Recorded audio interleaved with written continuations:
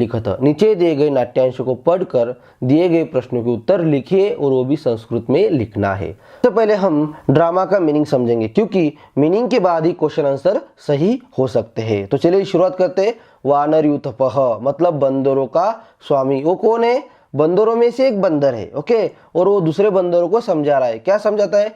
सुपकाराणाम मेषेन सह एष कलह नूनम विनाश कारणम भविष्यति। रसोइयों का जो भेड़ के साथ जो झगड़ा है वो निश्चित ही विनाश का कारण होगा। उक्तमी और कहा भी गया है, तस्माद् यत्र गृहे नित्यम अकारणः कलह स्यात्।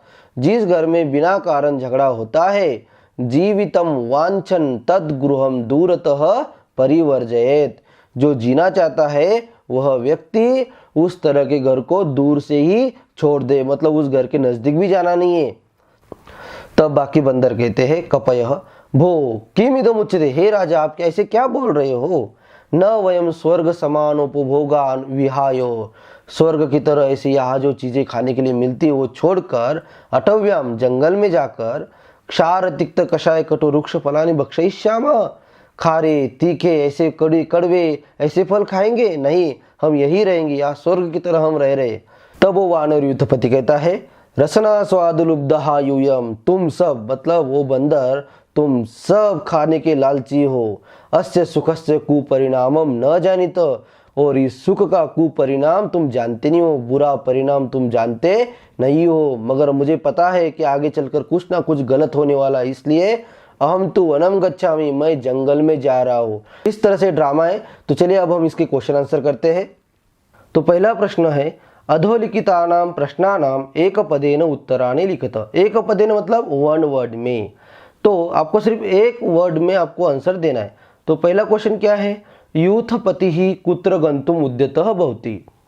तो क्वेश्चन का मीनिंग है कि यूथपति कहाँ जाना चाहता था।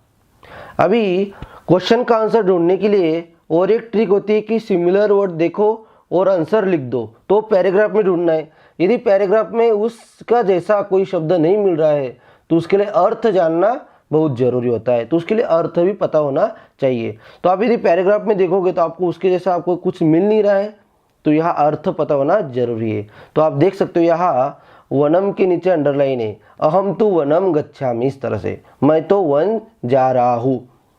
तो क्वेश्चन का मीनिंग क्या है कि यूथपति कहाँ जाना चाहता था? तो उसका आंसर है वनम, क्योंकि मैं वन जा रहा हूँ। तो कौन कहता है? वानरयूथपति कह रहा है, तो वही यहाँ उसका आंसर है। तो इस तरह से भी आपको ध्यान देना है। ये ड्रामा में ज़्यादातर आपको मीनिंग पता होना चाहिए, नहीं तो गड़बड़ हो सकती है।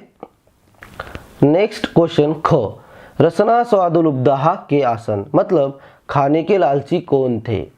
तो अब इसका आंसर कैसे ढूंढेंगे? पहले उसका सेम वर्ड पैराग्राफ में कहा है वो देखते। तो चलिए देखिए, यहाँ अंडरलाइन किया है रसना स्वादुलुब्धः यूयम।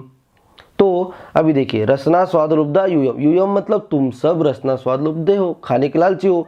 मगर एक बात ध्यान में रखना है, जब आप आंसर लिखते हो तब आंसर कभी भी सर्वनाम से नहीं होना चाहिए। यूयम ये सर्वनाम है, तुम सब मतलब कौन, तो उसके लिए मीनिंग हमें पता होना जरूरी है कि यूयम ये किसके लिए यूज किया गया है। तो ऊपर के पैराग्राफ में देखिए, यह वानरयूथपति किसे कह रहा है? वो बंदरों को कहता है, तो उनका है कपयः, तो उसका आंसर होगा कपयः। तो आपको यहाँ ये ध्यान में रखना है। यदि आप यहाँ यूयम लिखोगे तो शायद आपको यहाँ मार्क नहीं मिलेंगे, तो इसलिए कभी भी सर्वनाम से आंसर नहीं देना है। क्वेश्चन नंबर 2, पूर्ण वाक्य न उत्तरत, मतलब आपको यहाँ पूरे वाक्य में उत्तर लिखना है। प्रश्न 1, जीवितम वांछन नरः कीदृशम गृहम परिवर्जयेत। जो जीना चाहता है उस इंसान ने किस तरह का घर छोड़ना चाहिए। तो उसके लिए हम पहले पैराग्राफ में देखते हैं कि प्रश्न के सिमिलर कुछ शब्द मिलते हैं या नहीं। तो देखिए यहाँ मिल रहे, हमने अंडरलाइन भी किया है। यत्र गृहे नित्यम अकारण कलह स्यात् जीवितम वांछन तद गृहम दूरतः परिवर्जित। तो जीवितम वांछन तद गृहम दूरतः परिवर्जित ऐसी लाइन मिल रही है।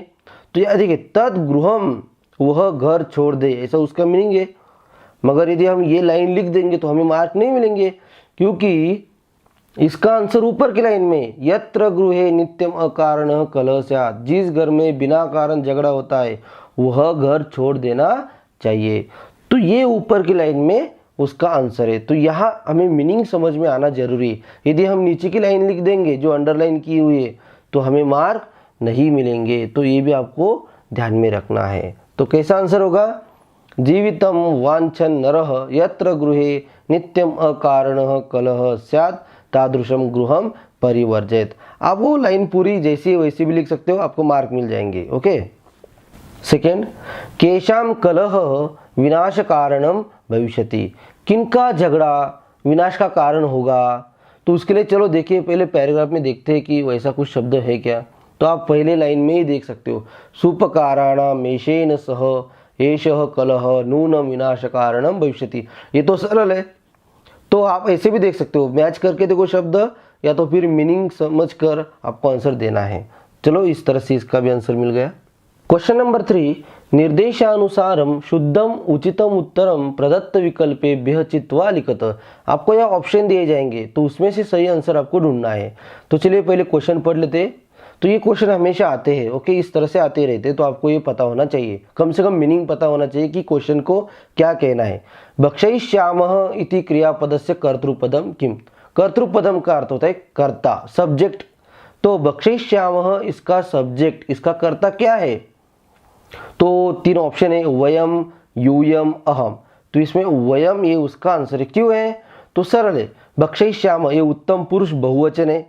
ओके, तो जब भी उत्तम पुरुष बहुवचन रहेगा उसका मतलब है वहाँ वयम आना जरूरी है। तो ये उसका आंसर है। तो आप ये लिख के रखिए कि जब भी वयम मतलब उत्तम पुरुष बहुवचन, तो भक्षयिष्यामः ये बहुवचन है उत्तम पुरुष का।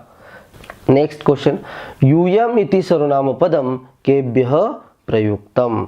यूयम यह सर्वनाम पद किनके लिए यूज किया गया है? केभ्यः, केभ्यः चतुर्थी बहुवचन। तो उसके 3 ऑप्शन है, कपयः, वानरेभ्यः, वानराः। तो आपको ये भी पैराग्राफ में ढूंढना है और देखना है कि यूयम कहाँ मिलता है। पहले हम वो देख लेते हैं। तो यहाँ देख लीजिए, अंडरलाइन किया है हमने, रसना स्वादुलुब्धः यूयम, इस तरह का है। तो ये यूयम किनके लिए यूज किया गया है? मतलब वानर युथपति तुम सब, ये ऐसा किसके लिए कह रहा है? तो बंदरों के लिए, तुम सब खाने के लालची हो, इस तरह से। तो तुम सब मतलब बंदर, तो कपयः ऐसा उसका आंसर है। मगर यहाँ आप देख सकते हो, यह तीनों भी मतलब जो 3 ऑप्शन है, कपयः, वानरेभ्यः, वानरा, तीनों के मीनिंग सेम है। मतलब कपयः मतलब बंदर, वानरेभ्यः बंदर, वानरा मतलब बंदर, मगर तीनों की जो विभक्ति है वो अलग अलग है। कपयः की विभक्ति है प्रथमा बहुवचने, वानरेभ्यः चतुर्थी बहुवचने, वानरः प्रथमा बहुवचने। तो यह कौन सा सही होगा? मतलब तीनों में से हमें एक ही करना है। तो उसके लिए एक बात ध्यान में रखना है, यह हमने जानबूझ कर दिया है जिसके लिए हम बता सके। जिस विभक्ति और वचन में प्रश्न पूछा जाएगा उसी विभक्ति और वचन में आंसर आना चाहिए। तो यहाँ देखिए, केभ्यः, केभ्यः क्या है? चतुर्थी बहुवचन। तो इन 3 ऑप्शन में चतुर्थी बहुवचन क्या है? वानरेभ्यः, तो वही उसका आंसर है। तो ये बात ध्यान में रखना है। नेक्स्ट, एषः इति विशेषण पदस्य विशेष्य पदम किम।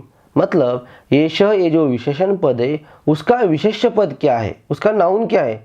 तो चलिए पैराग्राफ में देखते हैं। तो पैराग्राफ में आप देखिए, हमने अंडरलाइन किया एषः कलह, कलहः।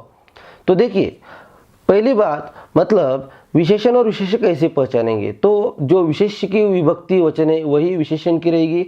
मतलब जहाँ सेम विभक्ति वचन है, सेम विभक्ति लिंग है, तब समझ लेना है कि वो विशेषण विशेष्य है।